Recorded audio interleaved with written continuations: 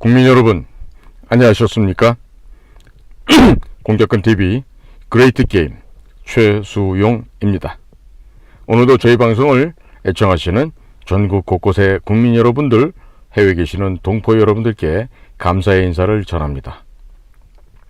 오늘 제가 최근에 북한 내부에서 벌어지고 있는 심각한 상황에 대해서 몇 가지 국민 여러분들께 보고 드리려고 오늘 이 방송을 준비를 하였습니다. 현재 휴전선 너머 저 북녘 땅에서 벌어지고 있는 참상은 그야말로 목불인견, 사람이 눈뜨고 바라볼 수 없는 그런 참혹한 광경이 연일 지속되고 있습니다. 아사자가 속출하고 있고 곳곳에 굶어서 음식을 먹지 못해서 죽어간 그런 불쌍한 시신들이 나 뒹굴고 있는 그런 참극이 현재 저 북녘 땅에서 전개되고 있다고 하는 것입니다. 현재 우리 대한민국에서는 어떻게 하면 살을 뺄까 고민을 하면서 무슨 피트니스룸을 간다, 산을 등산을 한다, 여러 가지 지금 살 빼기 운동이 전국적으로 진행되고 있음에 반해서 북에서는 먹을 것이 없어서 굶어 죽어가고 있다. 이 불과 몇백 킬로도 아니고 몇십 킬로밖에 안 되는 이 휴전선을 남과 북으로 대치하고 있는 이 땅에서 한쪽에서는 너무 잘 먹어서 살을 빼야 되고 한쪽에서는 못 먹어서 죽어가는 이러한 극과 극의 대비가 된 현상이 현재 일어나고 있습니다. 북은 지나간 3년여 동안 코로나로 인해서 중국과 북한 간의 무역로가 거의 봉쇄가 되었었습니다. 그러다 보니까 지금 북한 내부에는 물건을 사고 팔 수 있는 자금이 상당 부분 고갈이 되어서 지금 현금 유통이 거의 안 되고 있는 것으로 지금 평가되고 있습니다. 자, 두 번째로는 식량 사정이 얼마나 지금 불안하고 부족하게 됐는지 아예 평양 시내도 식량 배급이 불가능한 이러한 최악의 상황에 직면하고 말았습니다. 특히나 작년 같은 경우에 집중호우로 인해서 북의 곡창지대라고 할 수 있는 이 황해도, 평안남도 일대가 물에 잠기는 바람에 어마어마한 쌀의 수확량이 감소되었음을 볼 수가 있습니다. 그런데 지금 밀수를 하든 뭘 하든 중국에서조차도 실어오던 옥수수, 강냉이라 하죠. 옥수수나 쌀, 이러한 곡물들을 중국으로부터도 지금 가져오기 어려운 상황입니다. 왜냐고요? 중국의 해커들을 보내서 중국 내부의 은행을 도둑질을 했어요. 얼마나 했냐고요? 20억 달러, 미화 20억 불을 북에서 파견 나간 해커들이 중국 땅에 있는 은행을 털어서 돈을 훔쳐간 것이죠. 이것 때문에 중국이 굉장히 지금 노발대발 심기가 불편합니다. 자, 이런 상황에서 중국에서 북쪽 아이들에게 무슨 곡물을 공유해 준다? 생각도 못할 일이죠. 자, 거기다가요, 지금 북에서 지금 소위 권력이 있다고 일반 인민들, 일반 주민을 함부로 대하고 갈취하고 약탈하던 그러한 인민보안반원들, 우리로 말하면 이제 경찰에 해당합니다. 그리고 또 우리 국가보위부, 보위성이라고 하는데 거기는 이제 우리로 하면 국정원 같은 데죠. 이런 당과 그다음에 대남 공작기관에서 일하는 자들의 갑질이 그동안 아주 극을 이루었다고 합니다. 그래서 이 지나다니다가요, 밤길에 그런 사람들을 만나면 그냥 두들겨 패 죽여버린다 그래요. 자, 이런 식으로 인민보안반원의 가족들이 얻어맞거나 위협을 받고 있고, 또 국가보위성 직원들이 직접 얻어맞거나 가족들이 위협을 받고 있고, 또 심지어는요, 그런 사람들을 현장에서 쏴도 좋다라는 식으로 무기를 들게 했더니만 그 무기까지 탈취해가는 사건이 현재 벌어지고 있다고 합니다. 그런데요, 최근에 지금 포고령이라고 하는 이 포고문이 전국 곳곳에 나붙었는데 거기 보면은요, 깜짝 놀랄 말이 있어요. 어떤 표현이냐면요, 4등 뼈를 문질러 버려라. 4등 뼈를 문질러 버려라. 이 사등뼈는요, 인간의 권력을 유지하는 척추를 얘기합니다. 그럼 이 척추를 갖다가 문지른다는 얘기는 아예 박살을 내서 가루로 낸다는 뜻인데, 척추가 가루로 되면 어떻게 됩니까? 사람이 죽는 거죠. 살 수가 없습니다. 그러니까 자기들의 공산당 독재 체제에 저항하는 세력들, 즉 반체제 인사들, 반혁명분자라고도 얘기합니다. 그들에 대해서 가차없는 처단과 무자비한 그 처벌, 이런 것들을 하도록 지금 국가에서 종용하고 있는 이런 상황입니다. 이제 일반 인민과 공산당 독재 정권과 완전히 결별했다 그래도 과언이 아니라 하겠습니다. 자, 일반적인 장마당에서도 쌀이 나돌지는 않습니다. 먹을 것이 없습니다. 자, 우리가 한자에서 가족, 식구 이런 말 쓰죠. 식이라는 것도요, 먹을 식자 입구자입니다. 이 식구가요, 평화롭지 못하면 그 나라는 체제가 전복됩니다. 평화가 뭡니까? 뭐 문재인이가 말하는 그 평화 말고요. 글자 그대로 제가 해석해 볼까요? 평, 고르다, 균등하다. 그래서 우리가 공평하다는 말 쓰죠. 화는 뭡니까? 조화롭다, 또 화해하다 이런 뜻이 있죠. 근데 그 화자의 글자 제자 형성 원리를 보잖아요. 벼화변에 입구자가 있어요. 지금 무슨 얘기입니까? 모든 입이 충분히 먹을 만한 벼, 쌀, 즉 곡물이 충족해 있을 때, 그리고 서로가 동등하게 가지고 있을 때, 그때가 바로 평화라는 거예요. 무슨 문재인이나 김정은처럼 거짓말로 가장된 위장평화는요, 더 이상의 평화가 아니라는 거 국민 여러분들이 잘 아시리라고 생각합니다. 자, 그러니까 이렇게 평화는 먹을 것이 충족한 상황을 얘기해요. 예? 그래서 우리 저쪽에 경주에 가면 경주 최부잣집에 그 유명한 일화가 있죠.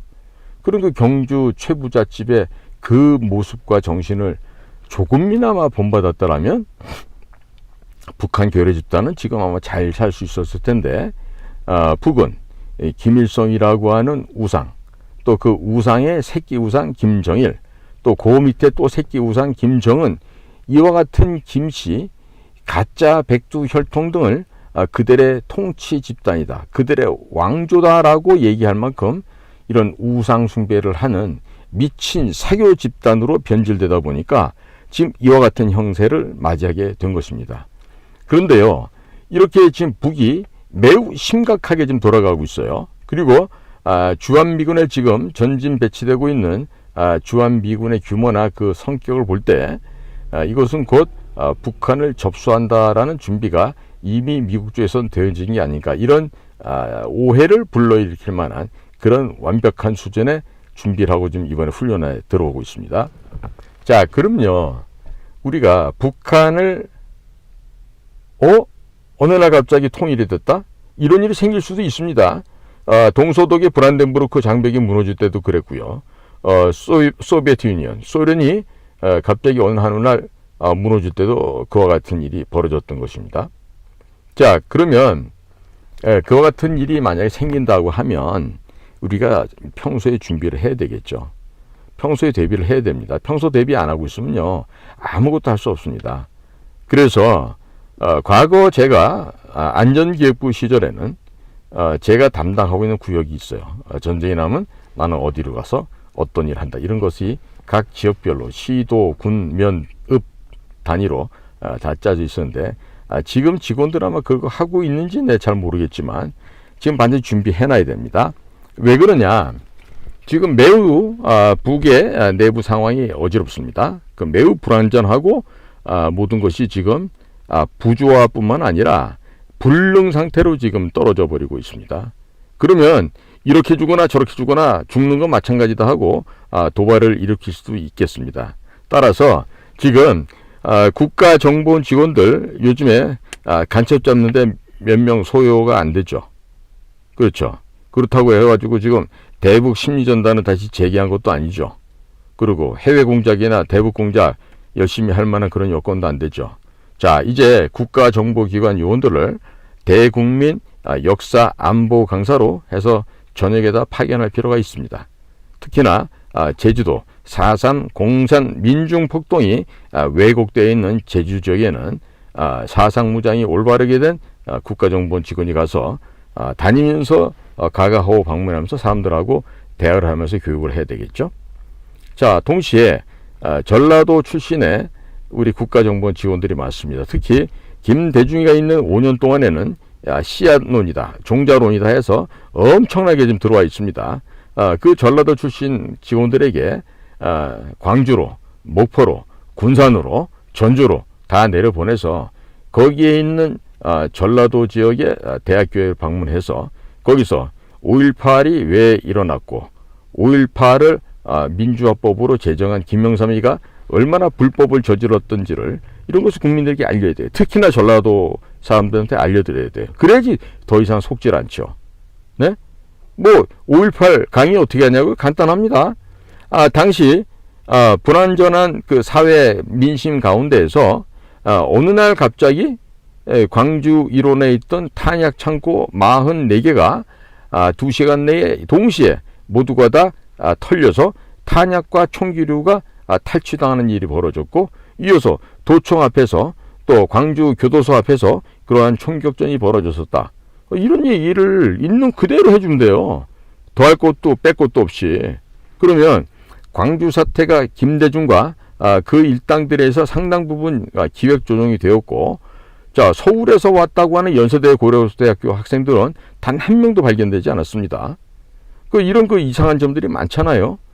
그러니까 이 광주의 현실을 올바로 밝히려면요, 우리 육사를 나오신 우리 지만원 박사님 모셔다가 강의를 들으면 제일 좋죠.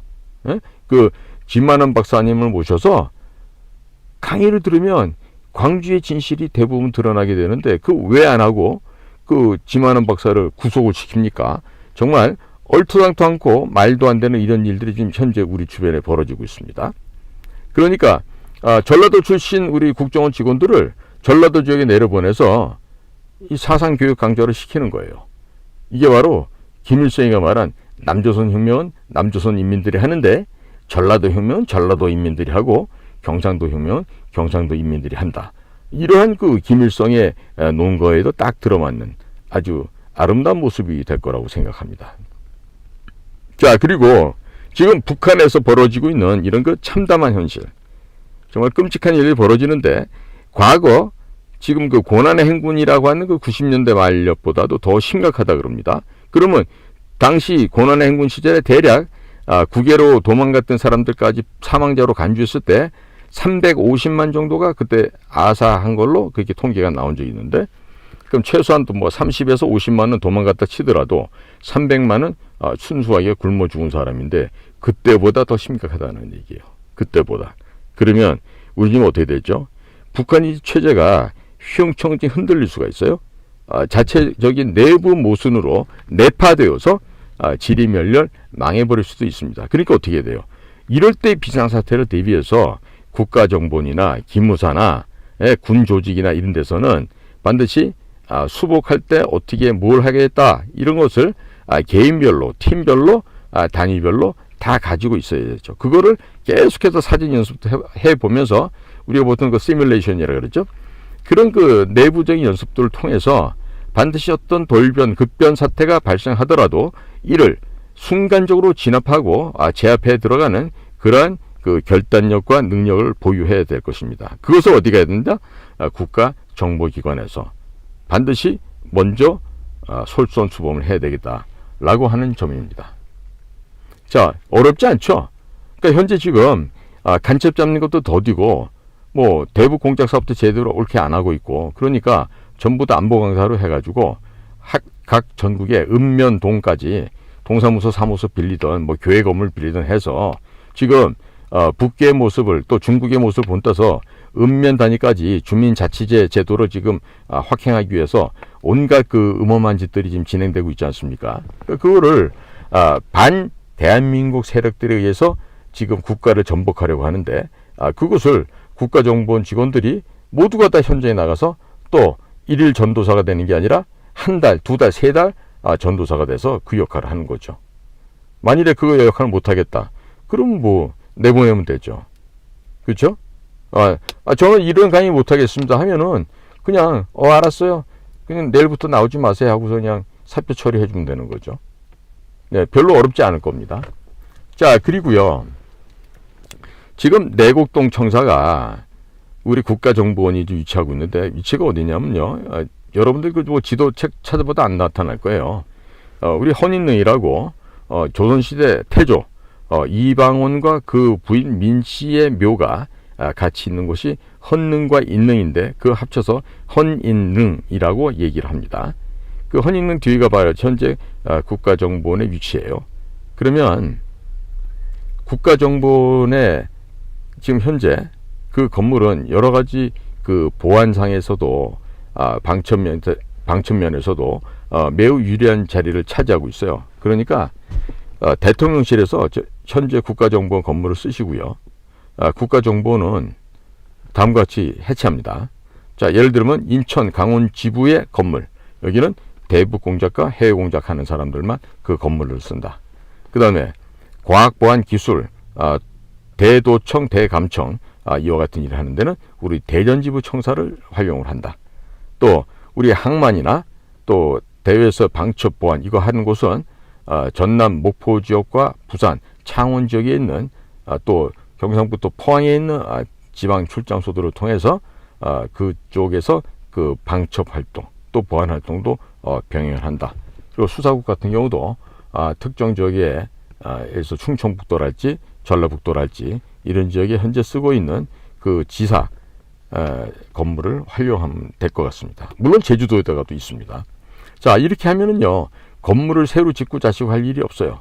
그리고 지금 아마 군대에서 그 똥별 달고 있고 그 제대로 군인의 역할도 못하는 자들이 대통령 업무실이 지내 쓰던 그 국방부로 왔다고 입이 아마 한자 두자 이렇게 나와서 지금도 불평불만이 많은 것으로 알고 있는데 그런 그 군인 같지도 않은 군인 녀석들한테 건물 쓰라고 다시 돌려주세요. 그리고 대통령께서 그 지금 현재 내곡동 국가정보원 국정원이 있는 지역으로 들어가시면요 대통령실 도청하기가 정말 어려워집니다. 왜 어려운지 제가 굳이 긴 얘기 안 할게요. 전문가들이 가서 보시면 알 거예요. 여긴 정말로 도청하기가 정말 가장 어려운 지역이다. 이런 느낌이 팍 들 겁니다. 그리고 후면에는 대모산과 구룡산이라는 천혜의 산이 또 위치하고 있어서 유사시 적의 포탄 포격으로부터도 상당히 안전할 수 있는 그런 지역이 되겠습니다. 그러니까 이사 가실 때 대통령실 이거 참고하세요. 원래 그 지역은 지하로 굉장히 깊이 파게 돼 있었어요. 지하 구조물들이 원래는 계획이 돼 있었는데 그 당시에 기조실장했던 자와 몇몇 썩어빠진 정치인 몰입에 들기 위해서 아마 예산이 유남용된 것으로 알고 있어요. 그러니까 이사 가시 직전에 그 좀 더 파서 지하로 좀 확장들 하시고 안전한 그 지하 집무실을 국가 원수를 위해서 배려를 해 주시기 바라요. 그러면 지금 용산 집무실보다 10,000배, 1,000,000배 더 안전하고 확실한 그런 대통령 집무실이 될 걸로 생각합니다. 자, 제가 지금 북한 문제를 건들면서 대통령 집무실 이전 문제까지 제가 말씀을 드렸는데 이게 지금 북한이 지금 매우 지금 심각한 상황입니다. 이거 쉽게 생각하시면 안 돼요. 그러니까 국가정보원에서 선도적으로 대국민 역사 안보 강의를 하는 그 역할을 해달라는 얘기예요. 물론 국가정보원 내에서 사상이 문재인 사상이나 또 노무현, 김대중 사상으로 물들어 있는 자들이 많지요. 그러니까 그거는 감별해 가면서 해야 될 거예요. 자, 이더머에서 제가 평양 얘기 한 가지 더 말씀을 드릴게요. 평양에서 혹은 그 북한 주민들이요, 김대중을 뭐라고 부르는지 아세요? 우리 민족의 철천지 원수다라고 얘기하고 있어요. 왜 그럴까요? 김대중이를 왜 철천지 원수라 할까요? 북에서는요, 그 간첩보다 못한 새끼가 와가지고 죽어가던 김정일의 그 권력을 유지시켜줬다 이거예요. 당시에 곡물도 부족하고 모든 국가 형편이 어려워져서 곧 망할 수 있는 상황이었는데 김대중이라는 간첩이 와서 김정일을 도와주는 바람에 그 절대 왕조가 안 망했다는 거죠. 그 점에 있어서 굉장히 북한 주민들은 안타깝게 생각하고 있어요. 그래서 김대중이라 그러면요, 철천지 원수다라고 이렇게 얘기를 하고 있어요. 그러니까 여러분들은 지금 북쪽에서 철천지 원수가 미제, 뭐 우리 미제를 따르는 뭐 자유 대한민국을 이런 걸 갖다 이제 일컬어서 철천지 원수다라고 과거에나마 들어와셨을지 몰라도 요즘에 들어서는요 북쪽의 모든 인민들이 김대중을 철천지 원수라 그럽니다. 너 이 갓나 새끼 때문에 우리가 잘 될 수 있었는데 그 기회를 놓쳐버렸다. 이 점에 있어서 김대중에 대해서 쌍욕을 하고 있는 거죠. 그와 동시에 김정은의 서기실, 또 당 조직 지도부, 외무성, 이와 같은 경우 고급 부서에 있는 북한의 엘리트 그룹들도요.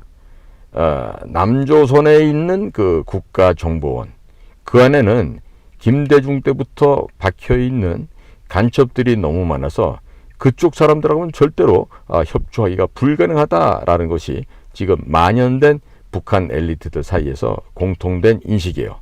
그러니까 당연히 북한의 엘리트들을 갖다가 활용하기 위해서는 현지에 썩어 빠져 있는 김대중, 노무현, 문재인의 사상과 생각을 답습해왔던 그런 아이들이 가득 들어차 있는 현재 국가정보는 어떻게 한다? 폐쇄시켜버리고 정령 일할 수 있는 특 A급들, 최고의 에이스급들만 모아서 별도의 특수 첩보 공작기구로 만들어야 될 그 필요성이 여기에 또 있기도 합니다. 북의 전체적인 인민들의 대변하고 있는 이 생각, 김대중이 때문에 우리가 잘 살 수 있는 기회를 놓쳐버렸다. 따라서 김대중이는 우리의 철천지 원수다라고 말하는 북한 주민들의 애끓는 심정을 알아야 될 텐데 지금도 국가정보원에서 북한 내부를 들여다보고 있지 못함으로 인하여 국회에 나와서 하는 이야기 보면 참 가소롭기 그지없는 그런 얘기를 대북 정보라고 떠들고 있어요. 정말 김정은이의 그 아들이 있다는 문제도 제가 벌써 언제적 얘기한 겁니까? 제가 그랬죠. 이설주가 나 내가 13살이고 현송월이 아들이 15살인데 세자 책봉하기 위해서는 현송월이 아들을 책봉을 해야 된다. 그래야만 북한이 평양이 조용해질 수 있다. 그리고 권력은 밑으로 수직으로 가지 옆으로 가는 거 아닌다라는 것을 김해주를 통해서 김여정에게 지금 간접적으로 또 교육을 하고 있는 것이죠. 그러니까 이런 얘기가 이 퇴직한 이 공작관이 그걸 어떻게 알죠? 제가 최근에 평양 갔다 왔을까요? 아니죠. 저에게는 하늘이 준 신묘한 역량이 있죠. 그게 뭡니까? 사람을 끌어다니는 역량. 사람들이 옵니다. 저에게. 그래서 저에게 편안하게 얘기를 하고 그렇게 공유를 하면서 북한의 상황을 제가 아주 편안한 자세로 경청하고 또 그분들과 함께 인생의 희노애락을 같이 공유를 해나가는 거죠. 그런 과정에서 자연스럽게 저도 그 내용들을 체득하고 있어요. 자, 오늘 북한의 곳곳에 지금 내려진 포고령, 포고문 얘기에 4등뼈를 문질러라는 이런 얘기가 나왔어요. 자, 지금 북한 내부적으로 몹시도 불안합니다. 지금 이제 보통의 주민들과 그 다음에 권력을 쥐고 있다고 하는 경찰, 군인, 정보기관 요원들 이런 사람들은 완전히 원수지간이 돼버린 것 같아요. 자, 그러면 조만간에 어떤 일이 어떻게 벌어질지 모르죠.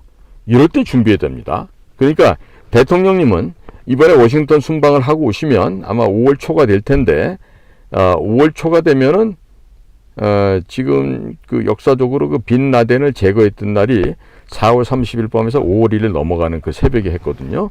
그러면 윤석열 대통령도 4월 26일 미국 방문하고 돌아오실 때가 5월 초가 되면요. 뭔가 빈 라덴을 제거했던 일만큼 획기적이고 역사에 기록될 만한 뭔가를 아마 가지고 올 거다. 이런 생각을 해봅니다. 미국도 이제 조금씩 변화되면서 정신을 차려가는 모습들도 보여지고 있고요.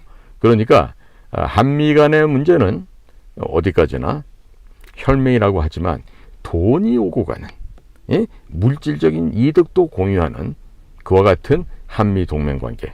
그걸 하기 위해서는 무엇보다도 우리 제주도 밑에는 제7광구지요. 가스가 나올지 안 나올지, 석유가 나올지 안 나올지 아무도 모르지만 제가 보기에는 하늘에서 축복한 땅이기 때문에 거기는 반드시 그러한 지화 자원이 있을 것입니다. 과거 50년 전에 측정했던 기술과 최근의 기술은 천양지차로 많이 다릅니다. 때문에 미국과 우리가 공동 개발해서 반반씩 50대 50으로 서로 균분하면 가장 예쁜 그림이 될 거예요. 왜냐? 일본은 이미 제가 중국에서 근무하고 있던 2005년도, 6년도 그때 이미 일본 측에서는 중국의 해양 석유 공사와 그 지역의 지하 자원을 나눠 먹기 위해서 이미 다녀간 적이 있었어요. 그 현장을 제가 통역을 했었습니다. 누구보다도 그 현장을 저는 잘 알고 있습니다. 그렇기 때문에 이제 이 대통령께서 미국 갔었을 때도 뭐 핵무기 얘기도 하셔야 되고 지금 해야 될 주제들이 한두 가지가 아니실 텐데 꼭 적어도 제주도 밑에 칠광구는 한미 간의 공동 개발하는 문제 꼭 성취하시고 두 번째 지정학적으로 또 지리학적으로 매우 불안전한 일본 요코스카 항에 있는 미국의 제7함대를 제주도로 옮겨오는 이 작업 그것까지 되면은 그 다음에 오키나와를 독립시켜서 제주도와 오키나와를 손으로 긋는 하나의 또 방위축을 만들게 되면 여러모로 좋은 점들이 많이 생깁니다. 분명히 얘기하건대 오키나와는 일본 땅이 아닙니다. 오키나와는 별도의 독립국이었던 점을 우리가 생각해 볼 때 오키나와를 독립을 시키고 그리고 우리와 같이 화친을 맺으면서 대한민국의 군대도 오키나와에 나가 있고 이와 같은 일을 서로 병행하게 되면 오키나와 기지, 그 다음에 제주도 기지, 그리고 서해안에 불침 항공모함을 몇 군데 가덕도나 덕적도 앞에 더 만들어서 이렇게 짓게 되면 우리나라 서해안으로부터 시작해서 우리나라 해상 전역이 철옹성이 될 수 있습니다. 이와 같은 좋은 방법을 미국과 함께 나눠서 균분해서 서로 간의 이득을 공유하는 그 관계를 꼭 맺고 오시기 바랍니다. 물론 평양 서쪽 남부 앞바다에 있는 서한만이라는 지역도 한국과 미국이 공동 개발하기에 매우 아름다운 지역입니다. 이 점을 기억들 하시고요. 대통령님께서는 이번 미국 순방을 통해서 자원 개발, 자원 팔이 영업사원으로서 역할도 해주실 뿐만 아니라 핵무기를 확보하는 문제, 그 다음에 또한 이렇게 여러 군데 미국 기지를 우리나라로 이전시키는 문제, 이런 문제들을 한 가지 한 가지씩 차근차근 해결해 주시기를 바랍니다. 오늘도 북한 얘기를 하면서 결국에 몇 가지 주제를 다뤘는데요. 저희 공작권 TV 그레이트 게임을 경청해 주신 모든 국민 여러분들 그리고 해외 동포 여러분들께 깊이 감사를 드립니다. 고맙습니다.